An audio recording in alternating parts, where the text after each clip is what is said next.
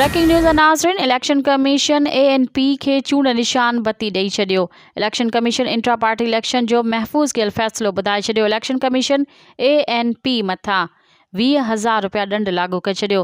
ANP 10 May ताईं intra party election कराए। Breaking news नाज़रीन, जेका हिकु दफ़ो ॿीहर दोहराईंदा हलूं, इलेक्शन कमीशन ANP खे चूंड निशान बत्ती ॾेई छॾियो। Election commission intra party election जो महफ़ूज़ कयल फ़ैसिलो ॿुधाए छॾियो। इलेक्शन कमीशन ANP मथां 20,000 रुपया ॾंड लागू करे छॾियो। ANP 10 मई ताईं इंट्रा पार्टी इलेक्शन कराए। मज़ीद ख़बरनि ऐं तफ़सीलात लाइ विज़िट कयो असांजी वेबसाइट www.awamiNewsHD.com ऐं ॾिसंदा रहो अवामी न्यूज़ HD।